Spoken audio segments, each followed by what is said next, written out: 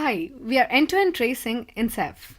We are Golsana Ghaemi, Bowen Oindrilla Chatterjee, and Aditya Singh. We have been mentored by Raja Sambasivan, Mania Abdi, and Peter Portante. Why tracing? In a system with a few components, we can understand the application behavior by just looking at single components in isolation. But with the transition to microservices, individual end-user requests often go through dozens of system components.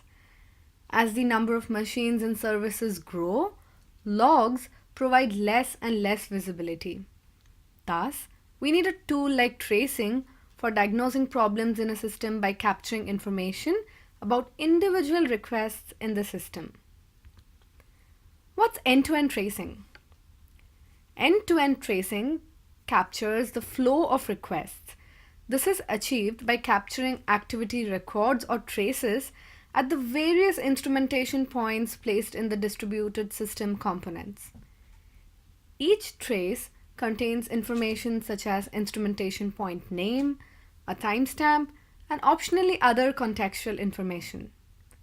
These traces can then be stitched together to form a request flow graph that shows control flow within the system.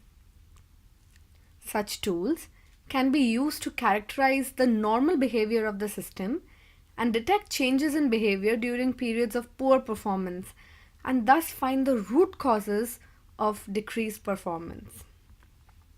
Ceph. Ceph is an open source, high performance, distributed storage application maintained by Red Hat. Ceph implements object storage on a single distributed computer cluster and provides interfaces for object, block, and file level storage. The components of Ceph are as follows. The Ceph monitor keeps track of active and failed cluster nodes. The Ceph metadata server stores metadata on behalf of the Ceph file system. The Ceph object storage device uses a disk storage to store content of files in a file system. The Ceph manager is responsible for keeping track of runtime metrics and the current state of the Ceph cluster.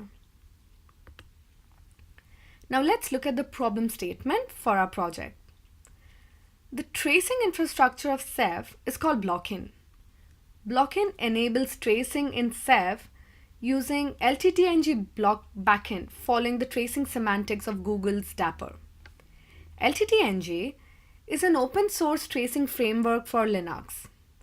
To generate traces using Block-in, in Ceph, we have an offline approach. That is, the session needs to be stopped and started all over again each time we need to capture traces. So this is inappropriate for a system which is always running, like Ceph. Thus, as a solution, we need an always-on tracing infrastructure.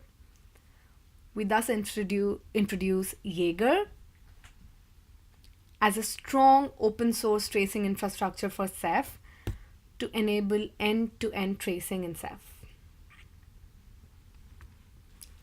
Our approach in replacing Block-in with Jaeger is as follows. We do not want to strip off the trace points from the Ceph code. We replace only the Block-in API, its body, with Jaeger functions. We wrap around the Jaeger functions with the Block-in functions and thus replace Block-in completely with Jaeger. Now let's talk about the process of tracing. A tracing process consists of three main parts: trace points, tracing context propagation, and tracing information integration.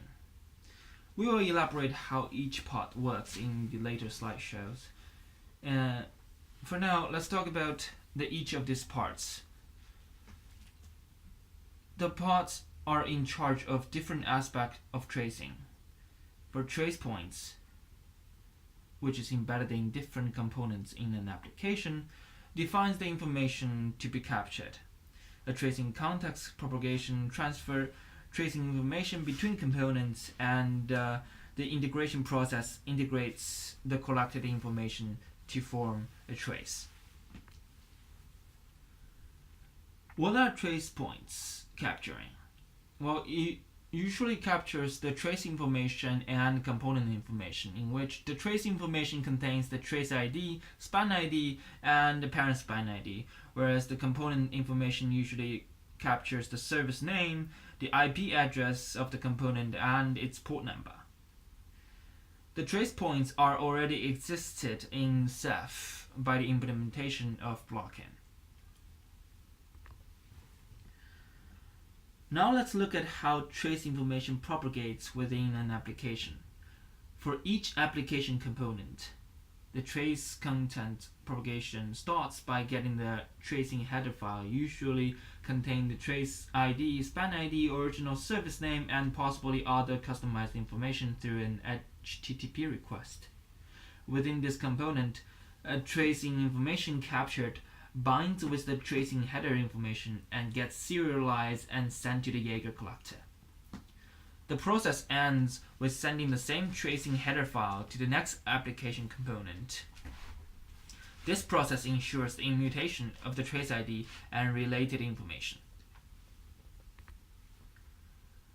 The trace information integration process is handled by Jaeger collector after capturing the tracing information. In this context, a trace can be thought as a positive data flowing through the system. It could be visually represented by a DAG or time-based tracing visualization. The DAG visualization is equivalent to a system diagram showing how each component of the application is linked to each other, which is shown on the left-hand side. Each block is representing a span. In this graph, span A is considered the parent span of B and C. Span D is a child of span B, and span E and F are the children of span C, in which span E is followed by span F to show a relationship between the two spans. The same information is transformed into a time-based tracing visualization diagram on the right-hand side. The time-based visualization is mainly to show the time spent in each component and represent a sense of where and how the application is spending its time.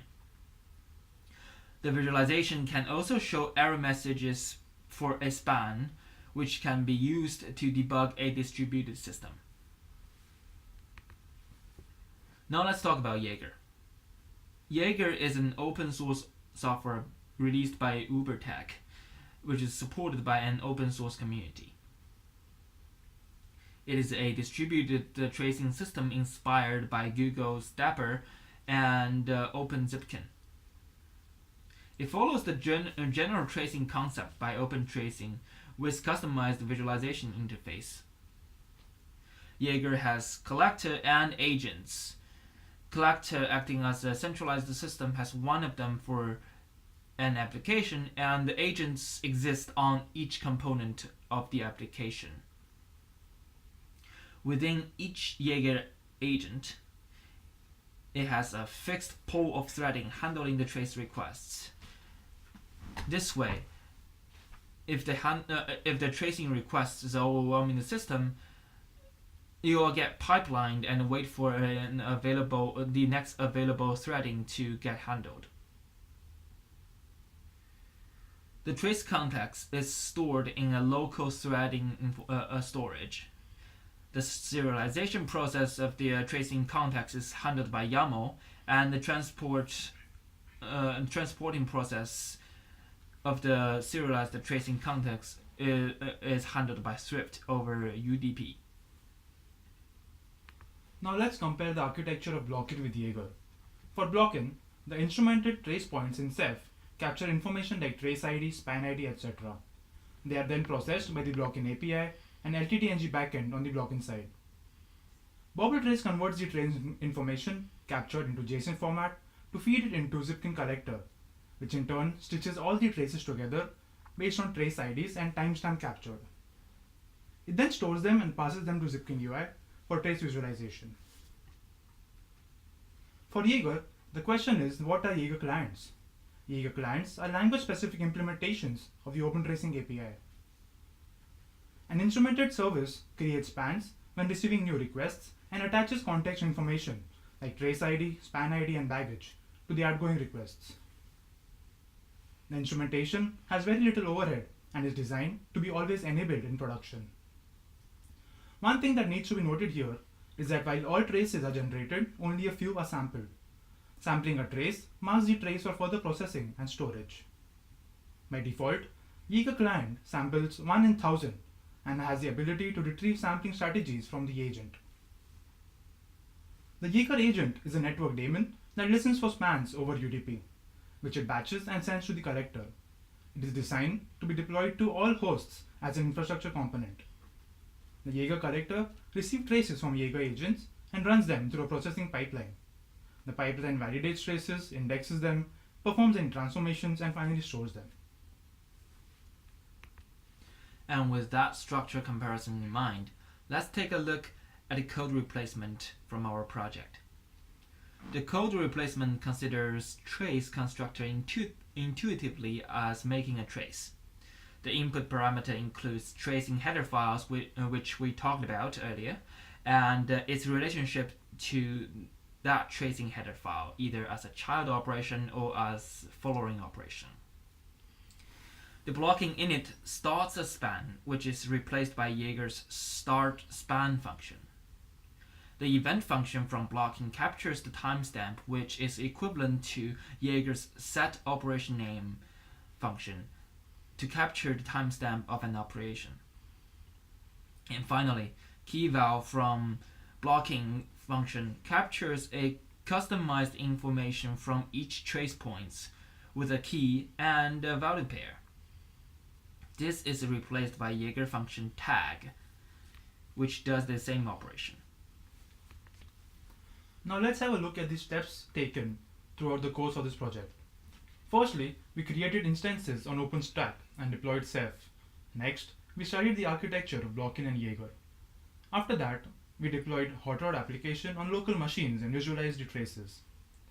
Next, we compiled Ceph with Blockin on virtual cluster comprising of 3 OSDs, 1 monitor and 1 RADOS gateway. In order to get a feel of the traces, we deployed a simple distributed chat application on MOC in order to visualize traces. Next, we compared the tracing mechanisms of Blockin with Jaeger in the context of trace points, metadata propagation, and backend. Finally, we began finding the equivalence between Jaeger and Blockin functions and actually replacing them.